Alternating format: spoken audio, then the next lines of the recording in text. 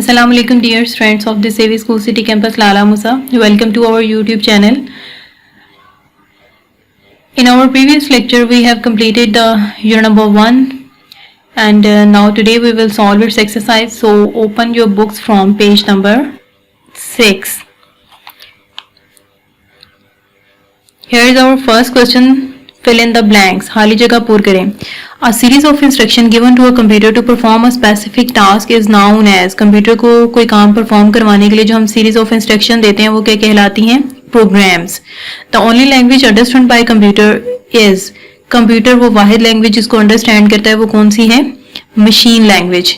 Dash is a 2GL. Second generation language कौन सी है? तो वो थी हमारी assembly language. Dash generation languages deal with artificial intelligence. कौन सी जनरेशन लैंग्वेज थी जिसमें आर्टिफिशियल इंटेलिजेंस जो है उसका यूज किया गया? तो वो थी 5th generation. Dash generation languages introduced a high level of automation in programming. किस जनरेशन लैंग्वेज ने हाई लेवल लैंग्वेज के ऑटोमेशन को प्रोग्रामिंग में इंट्रोड्यूस करवाया था? तो वो है 4th generation language. Dash is an example of a modern 3GL. Third generation language की मॉडर्न थर्ड जनरेशन लैंग्वेज की एग्जांपल आपने बतानी. तो वो दो थी हमारे पास, फोर्ट्रॉन और कोबोल. तो आप इनमें से कोई एक चूज करके लिख सकते हैं. Operating systems are dash softwares. Operating system आपके कौन से सॉफ्टवेयर्स होते हैं? तो ये चूंकि हमारे सिस्टम को रन करते हैं इनमें विंडोज आती हैं तो ये हमारे होंगे system softwares. Word processors are dash software. Word processor आपका कौन सा सॉफ्टवेयर है? ये आपकी कोई एक टास्क जो एक स्पेसिफिक टास्क जो होता है जैसे कि टाइपिंग है उसको परफॉर्म करवाने के लिए ये यूज किया जाता है. तो कोई डॉक्यूमेंट वगैरह आपने टाइप करवाना हो तो उसके लिए यूज किया जाता है. तो ये हमारा क्या होगा? Application software. Dash program is mean for helping programmers to develop computer applications. कौन सा प्रोग्राम जो है वो प्रोग्रामर्स की हेल्प करने के लिए इस्तेमाल किया जाता है उनकी एप्लीकेशंस बनाने में. मींस कि अगर प्रोग्रामर ने कोई कंप्यूटर एप्लीकेशन बनानी है तो वो कौन सी लैंग्वेज या कौन सा सॉफ्टवेयर यूज करेगा? तो वो यूज करेगा प्रोग्रामिंग सॉफ्टवेयर, क्योंकि प्रोग्रामिंग के थ्रू ही हम अपनी एप्लीकेशंस और बाकी एनिमेटेड फिल्म्स वगैरह बनाते हैं. Dash translate a program written in a high level language to a machine language. कौन सा प्रोग्राम है या कौन सा आपका सॉफ्टवेयर है जो आपकी हाई लेवल लैंग्वेज में लिखे गए प्रोग्राम्स को मशीन लैंग्वेज में ट्रांसलेट करता है? तो हमारे दो प्रोग्राम्स हैं ऐसे, कंपाइलर एंड इंटरप्रेटर. इन दोनों का क्या काम होता है? दोनों ही हाई लेवल को लो लेवल लैंग्वेज में कन्वर्ट करते हैं, मशीन लैंग्वेज में कन्वर्ट करते हैं. डिफरेंस ये है कि कंपाइलर जो कंप्लीट प्रोग्राम को ट्रांसलेट करके देन सीपीयू को फॉरवर्ड करता है और इंटरप्रेटर क्या होता है कि एक लाइन को एग्जीक्यूट लाइन वाइज वो चलता है. एक लाइन को ट्रांसलेट करता है उससे सीपीयू तक पहुंचाता है फिर उसके बाद सेकेंड लाइन को करवाता है. तो इसका जो प्रोसीजर होता है वो लाइन बाय लाइन होता है. और part B is answer the following questions. तो क्वेश्चन जो है ये सारे के सारे हमने ड्यूरिंग अंडरस्टैंडिंग लेक्चर में हम लोगों ने पढ़ लिए हुए थे और इनकी पिक्चर्स जो है वो आपको व्हाट्सएप सेंड कर दी गई हैं. So come to our next question. Match with the most appropriate option. आपने मोस्ट अप्रोप्रिएट सबसे ज्यादा जो मुनासिब ऑप्शन है उसके साथ मैच करना है. यहाँ पे आपको कुछ वर्ड्स दे दिए गए हैं और उनके अगेंस्ट आपको 3 ऑप्शंस दे दिए गए हैं. तो आपने इनमें से जो ज्यादा मुनासिब है जो करेक्ट है आपने उसके साथ मैच करना है. अब कंपाइलर का क्या टास्क होता है? System software which translate a complete program at one go before passing it on as a whole to the CPU. कि ये ऐसा सिस्टम सॉफ्टवेयर है जो आपके कंप्लीट प्रोग्राम को ट्रांसलेट करता है और फिर इसे सीपीयू तक पास कर देता है. तो जी बिल्कुल ये आपके कंप्लीट प्रोग्राम को ही ट्रांसलेट करता है. तो हम इसे ही चूज कर लेते हैं. बाकियों को वैसे देख लेते हैं क्या है. System software which translate a program line by line. अब लाइन बाय लाइन करता है, लाइन बाय लाइन तो इंटरप्रेटर करता है तो ये हो ही नहीं सकता. Then none of above. तो नन तो नहीं है, हमारा फर्स्ट ऑप्शन ही करेक्ट वन होगा और हम इसी के साथ मैच कर देंगे कंपाइलर को. Next is 4th generation language. 4th generation language का क्या काम होता है? Programming language that are simple to learn right and 4th generation language. जी बिल्कुल, जब हमने 4th जनरेशन लैंग्वेज के बारे में पढ़ा था तो उसमें लिखा था कि ये लर्न करने से बहुत आसान है, राइट करना भी और अंडरस्टैंडेबल भी है ह्यूमंस के लिए. और बाकी जो ऑप्शन है मशीन लैंग्वेज, तो 4th जनरेशन में मशीन लैंग्वेज तो बिल्कुल भी यूज नहीं की गई थी. और then C option is none of above. तो ए वाला ऑप्शन जो है वो हमारा करेक्ट वन होगा. So match the 4th generation language to the programming languages, क्योंकि 4th जनरेशन में ही प्रोग्रामिंग लैंग्वेजेस यूज की गई थी. Next is C++. C++ आपकी लैंग्वेज तो ये कौन सी लैंग्वेज थी? फर्स्ट जनरेशन में तो आपकी मशीन लैंग्वेज थी, सो फर्स्ट नहीं होगा।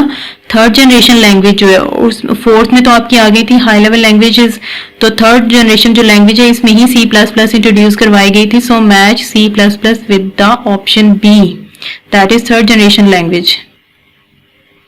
Okay students, now come to the D part, tick the correct answer. आपने इनमें से करेक्ट आंसर को टिक मार्क करना है। RN dash is a master control program that runs a computer. कौन सा आपका मास्टर कंट्रोल प्रोग्राम है जो कि आपके कंप्यूटर को रन करता है? ऑपरेटिंग सिस्टम, कंपाइलर और इंटरप्रेटर। कंपाइलर और इंटरप्रेटर तो हमारे लैंग्वेज ट्रांसलेटर हैं, ये सिस्टम को रन तो नहीं करते। तो ऑपरेटिंग सिस्टम जो है उसमें चूंकि आपकी विंडोज आती है और विंडो के थ्रू ही आपका सारा सिस्टम जो है वो रन करता है, so operating system will be our correct answer, so mark it tick. Second statement is which generation of computer is still under development. अभी तक कौन सी जनरेशन कंप्यूटर की जनरेशन है जो अंडर डेवलपमेंट है, मीन्स कि जिस पे काम हो रहा है? तो फोर्थ जनरेशन तो प्रोग्रामिंग लैंग्वेज थी जिसमें, फिफ्थ जनरेशन लैंग्वेज मीन्स के आर्टिफिशियल इंटेलिजेंस जिसमें यूज की गई थी, और यही हमारी जो जनरेशन है अंडर डेवलपमेंट है, so tick mark the fifth generation language, fifth generation sorry. Okay, now come to the third statement. Which generation of computer is associated with artificial intelligence? कौन सी जनरेशन है, कंप्यूटर की generation है जिस जो artificial intelligence के साथ associated है, मीन्स के रिलेटेड है, उससे ताल्लुक है उसका। तो ये चूंकि हमारी लेटेस्ट टेक्नोलॉजी, तो फर्स्ट वन जनरेशन में तो मशीन लैंग्वेज यूज की गई थी, सेकंड में भी आपकी असेंबली लैंग्वेज ही आई थी, तो फिफ्थ जनरेशन जो है उसमें आर्टिफिशियल इंटेलिजेंस यूज की गई है और ये अभी भी अंडर डेवलपमेंट है, सो हम लोग फिफ्थ जनरेशन को ही टिक मार्क करेंगे।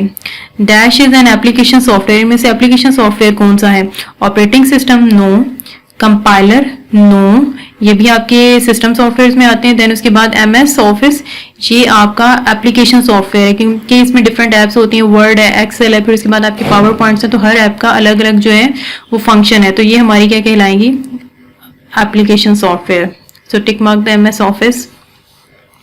Next question is expand the following. आपको कुछ शॉर्ट एब्रीविएशन दिए गए हैं, आपने इनकी फुल फॉर्म जो है वो लिखनी है। 3GLS, ये चूंकि हम लोग पहले भी पढ़ चुके हैं, 3 means third, G for generation and L for language, तो इसको आपने वर्डिंग में लिख लेना है, third generation language. Next one is number 2 फॉरट्रॉन, FORTRAN, तो इसमें क्या है? FOR जो है, FOR stands for formula, TRAN stands for translation, formula translation language है ये। देन उसके बाद आपकी आ जाता है COBOL, CO common, B for business, O for oriented, L for language, common business oriented language. Next इसके बाद हम आएंगे OS stands for, O for operating, S for system, operating system. Next one is SQL,